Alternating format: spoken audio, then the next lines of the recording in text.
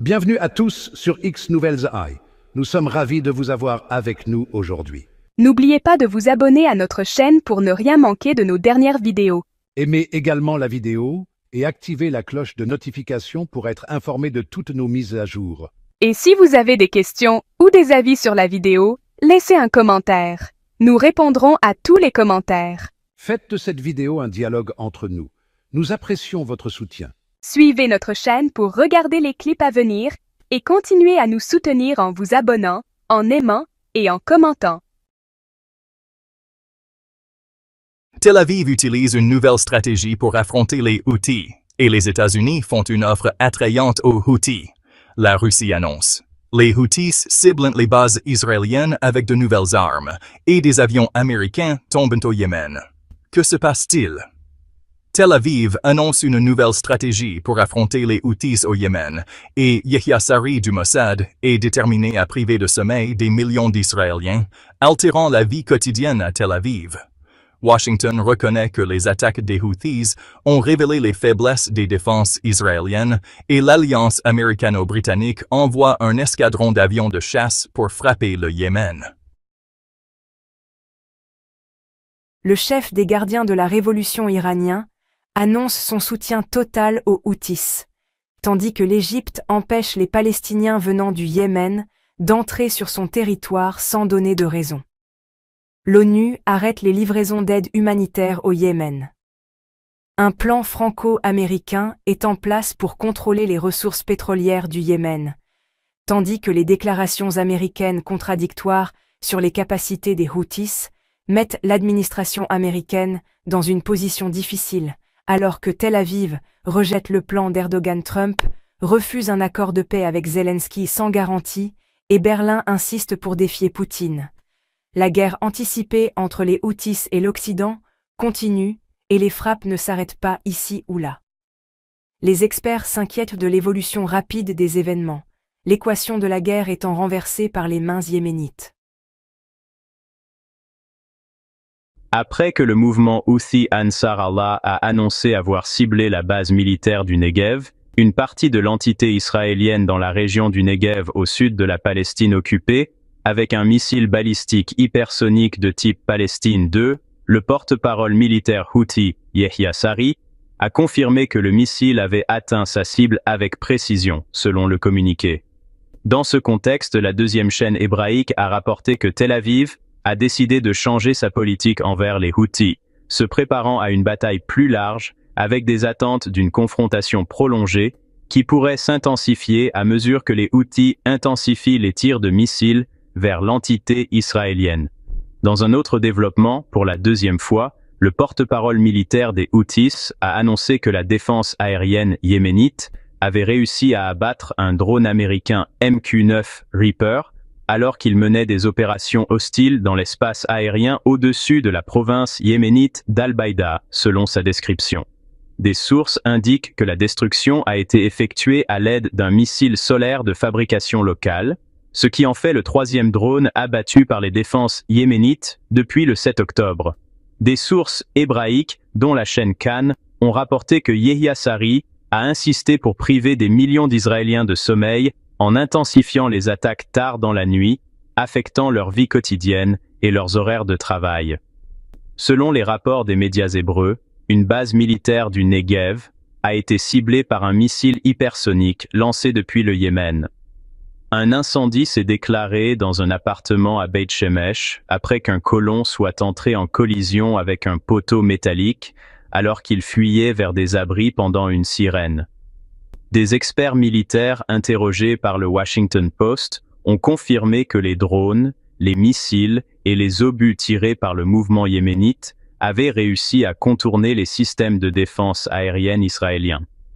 Les experts ont noté que ces attaques pourraient représenter un nouveau défi pour les capacités de défense israéliennes, ce qui pourrait conduire à une réévaluation de la stratégie de dissuasion et de contre-mesure. En revanche, la radio militaire israélienne a affirmé que des avions de chasse de l'armée de l'air israélienne avaient ciblé des positions militaires à l'intérieur de l'aéroport international de Sanaa, ce qui indique la présence d'avions de guerre à l'aéroport. Cependant, les Nations Unies ont démenti ces allégations, confirmant qu'il n'y avait aucune cible militaire à l'aéroport, qui sert d'installation civile pour les besoins humanitaires. Par ailleurs, les autorités de Sanaa ont honoré le capitaine Ahmed Ola et son assistant, le capitaine Walid Al-Khatri, pour leur atterrissage réussi à l'aéroport international de Sanaa, au milieu des frappes aériennes israéliennes visant l'aéroport. Dans le même temps, des avions de guerre américains et britanniques ont mené une attaque sur la région de Baïs, dans le district de Midi, du gouvernorat de Hadja, au Yémen, exécutant 2 frappes aériennes ciblant la zone. Aucune information immédiate n'a été fournie sur l'ampleur des dégâts ou des victimes résultant de l'attaque, selon Reuters. D'autre part, le coordinateur de la sécurité nationale des États-Unis, John Kirby, a annoncé que les États-Unis avaient réduit les attaques des Houthis contre les navires en mer Rouge, mais il a confirmé que les Houthis conservaient la capacité de frapper Tel Aviv avec force. Les déclarations de Kirby ont suivi une annonce de Sanaa concernant des opérations visant Tel Aviv et un navire dans la mer d'Arabie. Kirby a considéré la réduction des attaques contre les navires comme une réussite, mais il a souligné la capacité croissante des Houthis à frapper à des distances dépassant 2500 milles, atteignant profondément Tel Aviv. En ce qui concerne l'évaluation des opérations israéliennes contre le Yémen, la chaîne hébraïque a prédit que la campagne militaire contre les Houthis au Yémen se poursuivrait pendant plusieurs semaines, avec Tel Aviv changeant sa politique pour inclure. Dans ce contexte, Yuval Jozan Seki, ancien responsable du Conseil de sécurité nationale israélien, a reconnu que les Houthis disposent d'une technologie militaire avancée, notant qu'ils cherchent à mener une guerre d'usure contre Tel Aviv. Jozan Seki a déclaré dans des commentaires rapportés par le Washington Post que les Houthis possèdent des drones et des missiles, capables d'échapper au système de défense aérienne israélien, ce qui pose un dilemme militaire pour Tel Aviv. Il a également expliqué que le coût d'interception des missiles et des drones Houthis, qui s'élève à des milliers de dollars, dépasse de loin le coût de leur fabrication, ce qui donne aux Houthis un avantage stratégique dans la gestion de la guerre.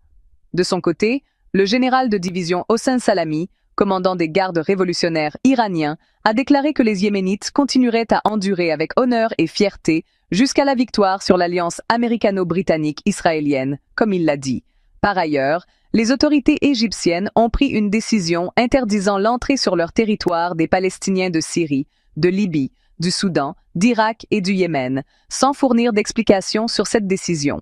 Par ailleurs, les Nations Unies ont annoncé la suspension temporaire des services de pont aérien humanitaire vers l'aéroport international de Sanaa à la suite d'une frappe aérienne israélienne qui a blessé l'un des travailleurs humanitaires. Le service de pont aérien humanitaire, qui fait partie du programme alimentaire mondial, a précisé sur la plateforme X que cette décision a été prise pour protéger les travailleurs et les opérations humanitaires, confirmant que cette suspension affecterait négativement les efforts de secours compte tenu de l'augmentation significative des besoins humanitaires au Yémen. Le coordinateur de l'ONU au Yémen a mentionné que la frappe aérienne a eu lieu juste avant qu'un avion yéménite, transportant des centaines de passagers, soit sur le point d'atterrir, mais qu'il a réussi à atterrir en toute sécurité, malgré le ciblage de la tour de contrôle. Les observateurs estiment que la suspension des vols pourrait refléter les pressions israéliennes et américaines, ce qui augmentera encore les souffrances du peuple yéménite qui dépend fortement de l'aide humanitaire et internationale. Dans le même temps, le site internet hébreu Bakou a rapporté que Tel Aviv avait décidé de lancer une campagne plus importante contre les Houthis au Yémen, reconnaissant que la guerre n'est plus intermittente. On s'attend à ce que les attaques au Yémen augmentent et que les institutions de sécurité israéliennes se concentrent sur la collecte de plus de renseignements et le renforcement des attaques, que ce soit en termes d'ampleur ou de rythme. Le site a également noté que la coopération entre Tel Aviv et les pays travaillant contre les Houthis s'étendrait, étant donné la difficulté d'attaquer sur de grandes distances. La campagne contre les Houthis devrait être longue, ce qui pourrait entraîner des coûts importants pour Israël. D'autre part, Reuters a publié une prévision indiquant que le nombre de missiles Houthis visant Tel Aviv pourrait augmenter, ce qui pourrait également affecter le mouvement des vols à l'aéroport Ben Gurion si les compagnies aériennes étrangères décident de suspendre leurs vols à destination et en provenance de Tel Aviv.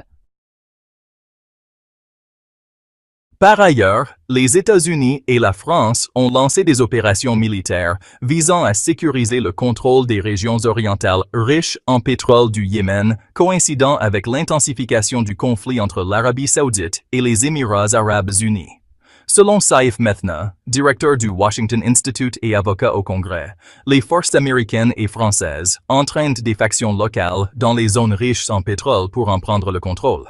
Bien que les détails sur l'entraînement ou l'identité des factions ne soient pas divulgués, ces mouvements suggèrent un plan possible pour dominer les ressources pétrolières dans un contexte de tensions croissantes entre les factions locales, notamment l'alliance tribale Hadrami, qui a commencé à recruter malgré la résistance des autorités soutenues par l'Arabie saoudite. La France et les États-Unis sont des membres clés du comité des 5 pays concernés par le Yémen et maintiennent des forces et des sociétés pétrolières et gazières dans ces régions. Le but de ces mouvements reste flou, s'il s'agit de reprendre l'exportation de pétrole interrompue par Sanaa ou d'imposer une nouvelle réalité similaire à la situation dans l'est de la Syrie.